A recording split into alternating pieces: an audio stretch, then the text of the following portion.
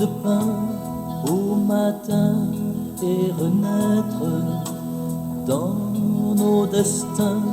Un ami nous rejoint, un bout de pain, l'espoir vient d'apparaître.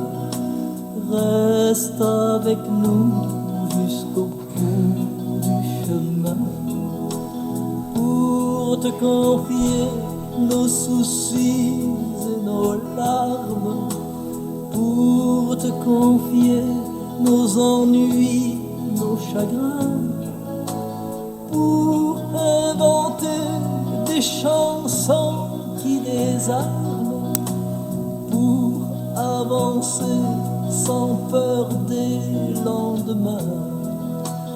Un bout de pain au matin et renaître dans nos destins.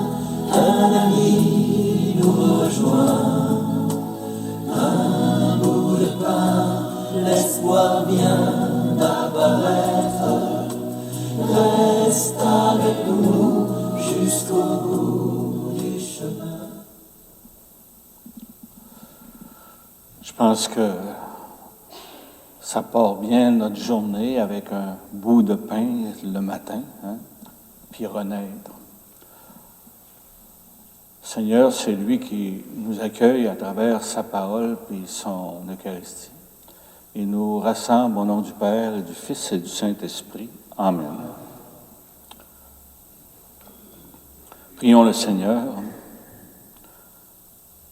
Seigneur Dieu, toi qui aimes l'innocent et le fais recouvrer, oriente vers toi le cœur de ceux et celles qui te servent. Ainsi, animés par la ferveur de ton esprit, ils seront fermes dans la foi et vraiment efficaces dans l'action. Par le Christ, ton Fils, notre Seigneur, qui vit et règne avec toi, dans l'unité du Saint-Esprit, Dieu, pour les siècles des siècles. Amen.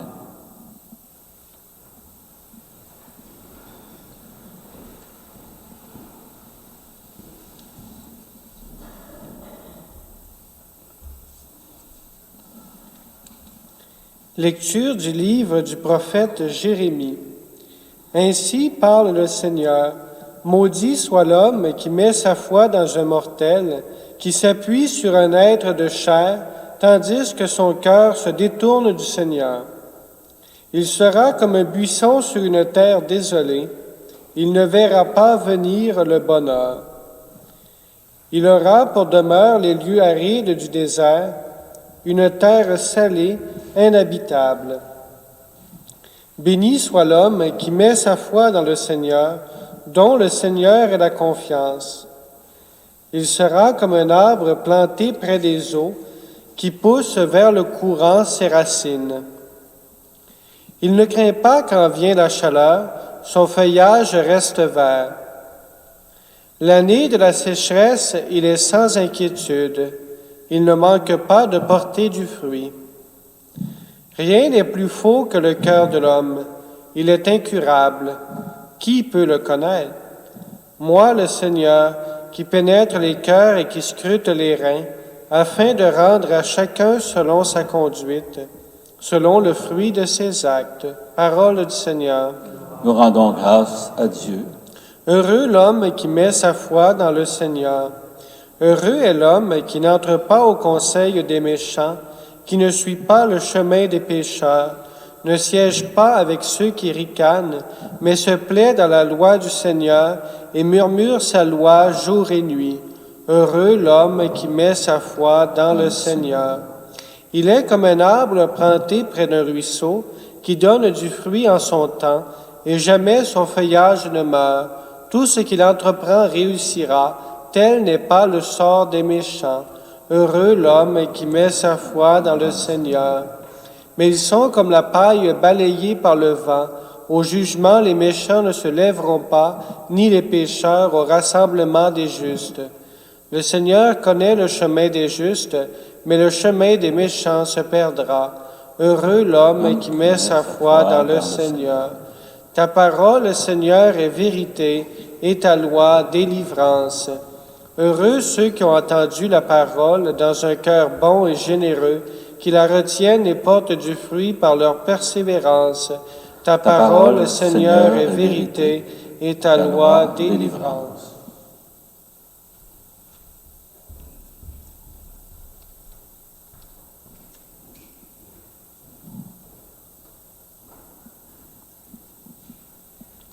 Le Seigneur soit avec vous. Bonne nouvelle de Jésus-Christ selon saint Luc. En ce temps-là, Jésus disait aux pharisiens, « Il y avait un homme riche vêtu de pourpre et de lin fin, qui faisait chaque jour des festins somptueux. Devant son portail gisait un pauvre nommé Lazare, qui était couvert d'ulcères. Il aurait bien voulu se rassasier de ce qui tombait de la table du riche. Mais les chiens, eux, venaient lécher ses ulcères. Or, le pauvre mourut, et les anges l'emportèrent auprès d'Abraham. Le riche mourut aussi, et on l'enterra. Au séjour des morts, il était en proie à la torture. Levant les yeux, il vit Abraham de loin et Lazare tout près de lui.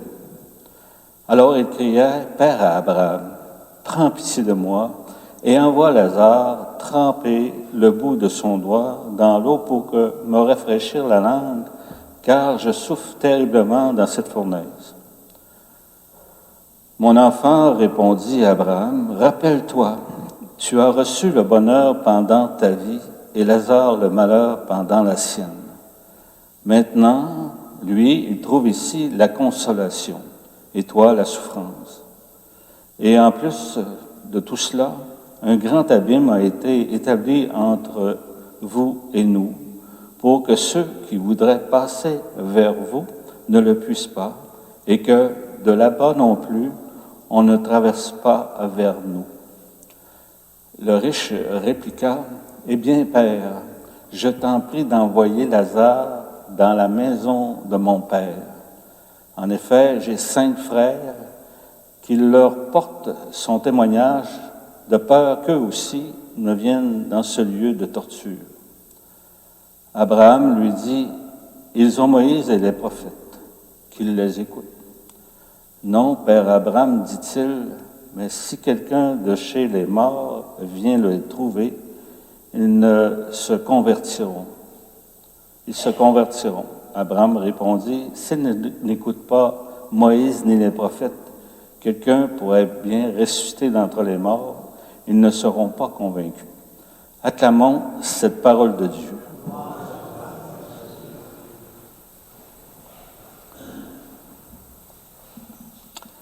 Vous savez, pendant plusieurs années, je dis toujours, comment je vais faire pour leur faire comprendre que la parole, c'est toute beauté, puis c'est important.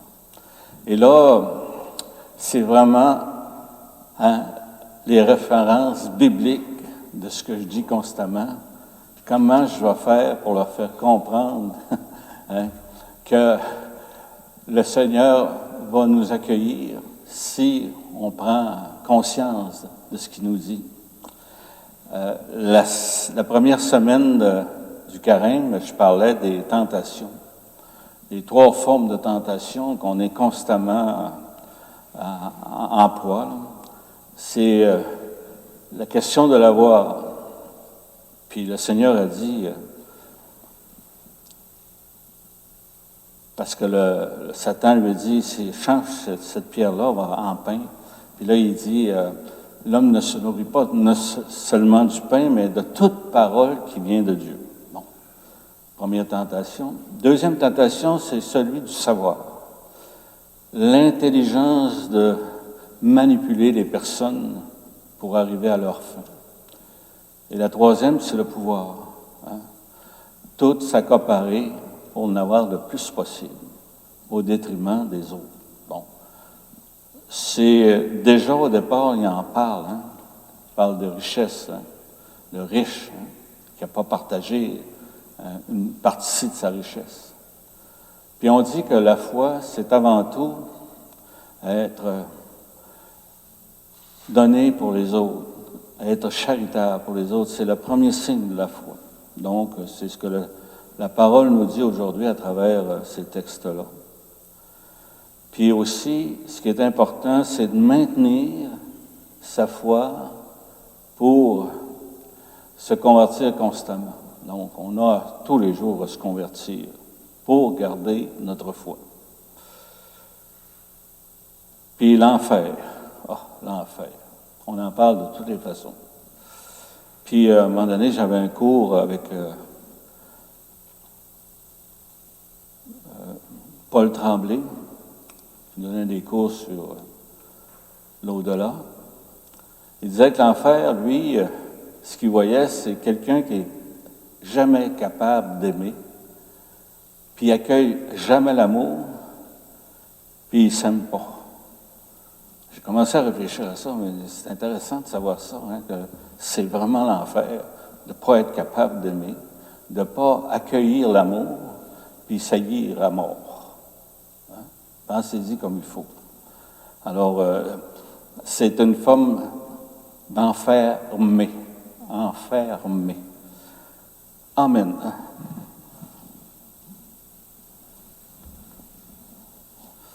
Alors, remercions le Seigneur pour la foi qu'il nous donne, puis aussi la ténacité de la garder. Je crois en Dieu, le Père Tout-Puissant, Créateur du ciel et de la terre, et en Jésus-Christ, son Fils unique, notre Seigneur, qui a été conçu du Saint-Esprit, est né de la Vierge Marie, a souffert sous Ponce Pilate, a été crucifié, est mort et a été enseveli, est descendu aux enfers, le troisième jour est ressuscité des morts, est monté aux cieux, est assis à la droite de Dieu, le Père Tout-Puissant, d'où il viendra juger les vivants et les morts.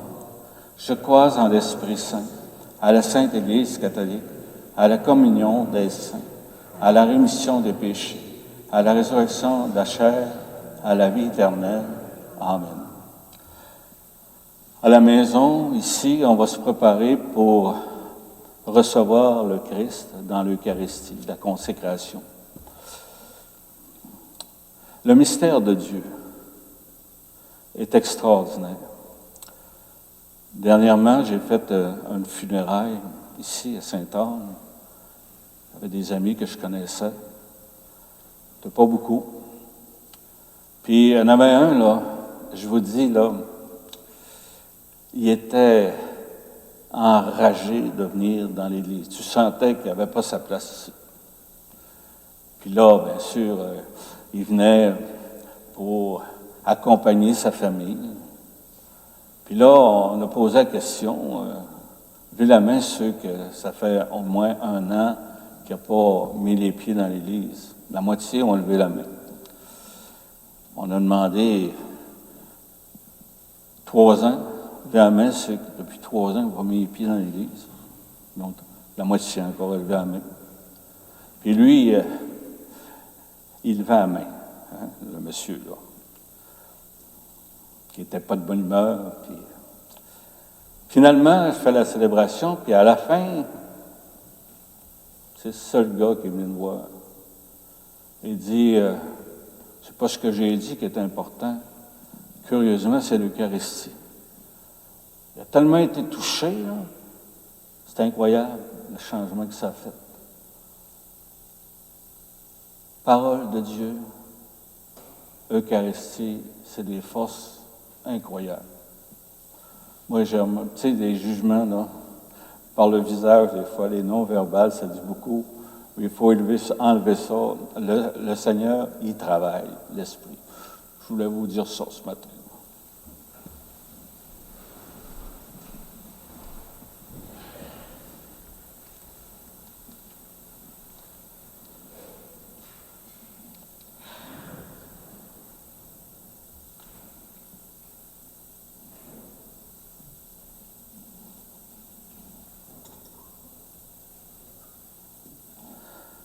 Tu es béni, Dieu de l'univers, toi qui nous donnes ce pain, fruit de la terre et du travail des hommes et des femmes. Nous te le présentons, deviendra le pain de la vie.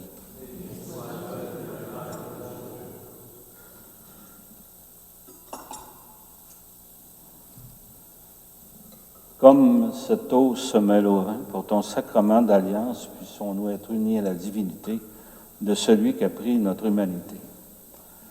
Tu es béni, Dieu de l'univers, toi qui nous donnes ce vin, fruit de la vigne et du travail des hommes et des femmes. Nous te le présentons, deviendra le vin du royaume éternel. Humbles et pauvres, nous te supplions, accueille-nous, que notre sacrifice en ce jour trouve grâce devant toi.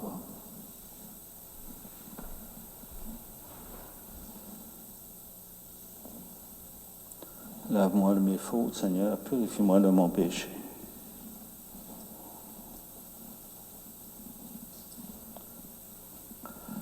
Prions ensemble au moment d'offrir le sacrifice de toute l'Église.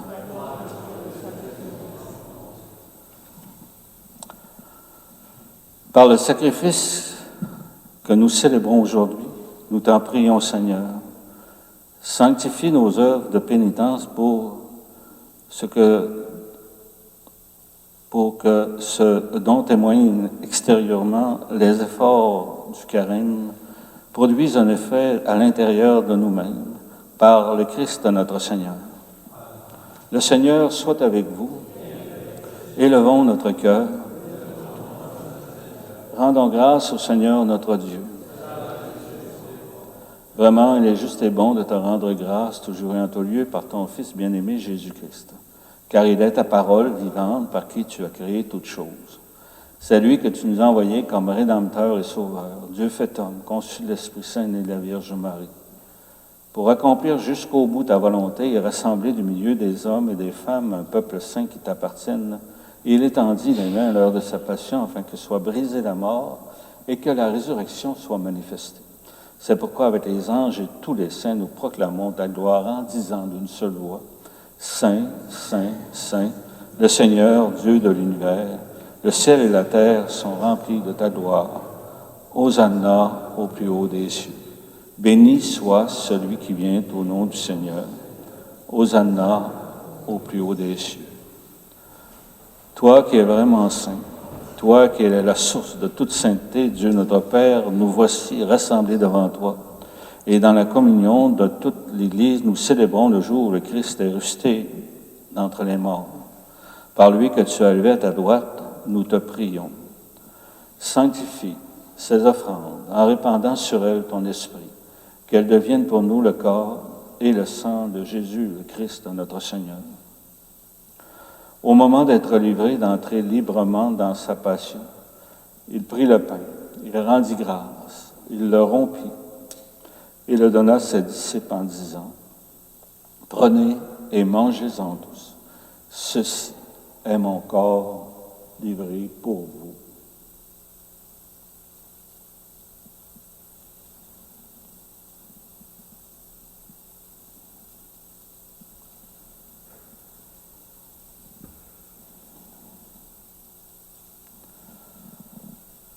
De même, à la fin du repas, il prit la coupe. De nouveau, il rendit grâce et la donna à ses disciples en disant, « Prenez et buvez-en tous, car ceci est la coupe de mon sang, le sang de l'alliance nouvelle et éternelle, qui sera versé pour vous et pour la multitude en rémission des péchés.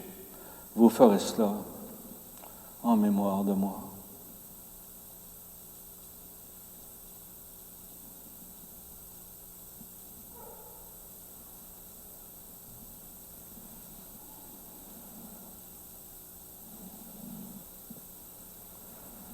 Il est grand le mystère de la foi. Nous célébrons ta résurrection. Nous attendons ta venue dans la gloire. Faisant ainsi mémoire de la mort et de la résurrection de ton Fils, nous t'offrons, Seigneur, le pain de la vie et la coupe du salut. Et nous te rendons grâce car tu nous as aimés pour te servir.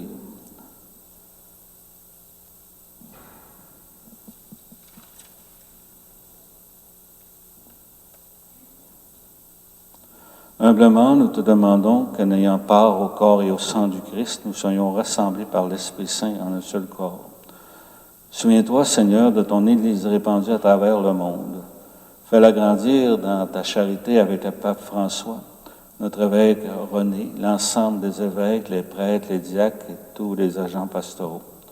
Souviens-toi également de nos frères et de nos sœurs qui se sont endormis dans l'espérance de la résurrection. Alors, les intentions de ce matin, c'est pour les âmes du purgatoire, c'est par Marie-Josée Chartrand. Alors, prenons un petit temps pour nommer également dans notre cœur toutes ces personnes qui nous ont quittés, que nous avons aimées.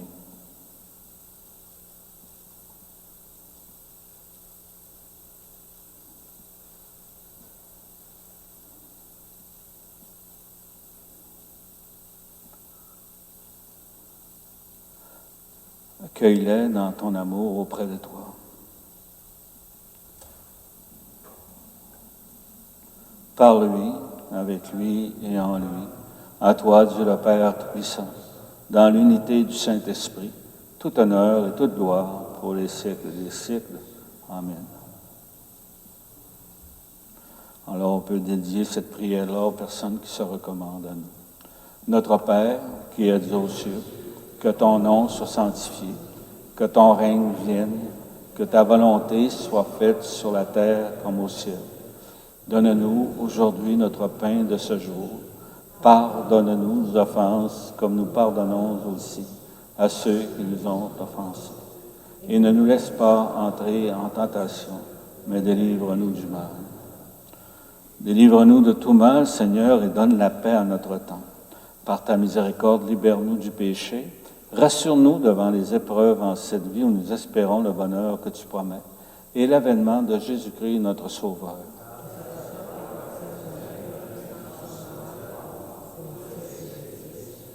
Seigneur Jésus-Christ, tu as dit à tes apôtres, je vous laisse la paix, je vous donne ma paix.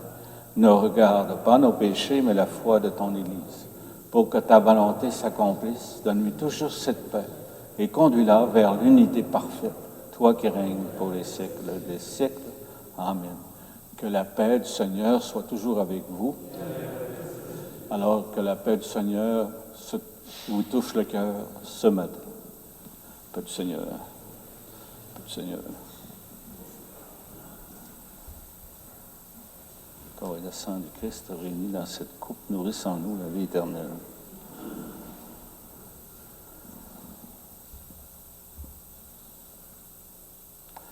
Encore aujourd'hui, soyez toujours heureux d'être les invités au repas du Seigneur.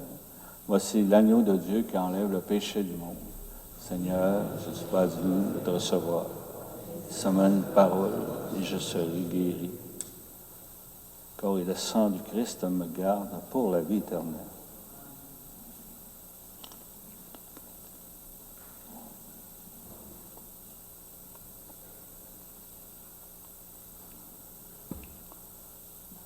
Le corps du Christ.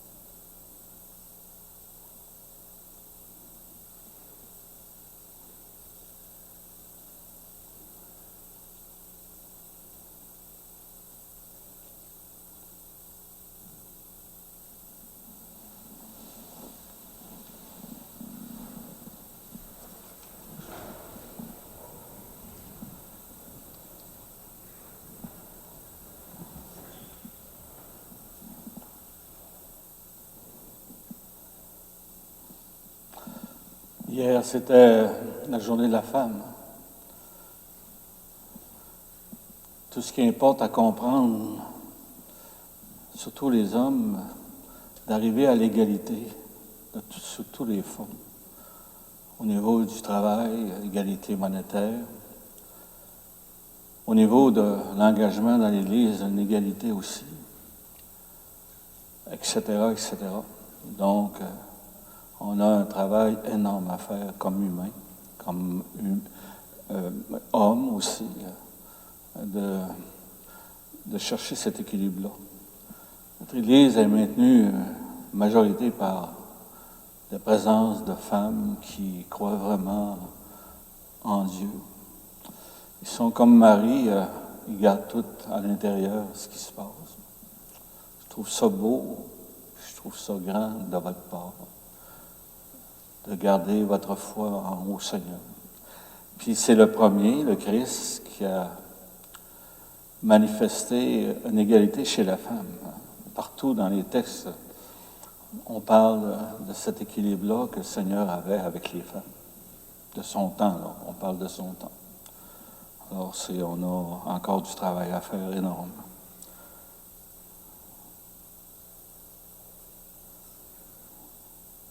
Seigneur Dieu, que ce sacrifice demeure agissant en nous et prolonge son effet dans notre vie. Par le Christ, notre Seigneur. Amen. Le Seigneur soit avec vous. Que ce Dieu plein d'amour et de tendresse vous bénisse, le Père, le Fils et le Saint-Esprit. Alors, pour ceux, il y a toujours la prière après la célébration. Alors, bonne journée. On va écouter le chant de sortie.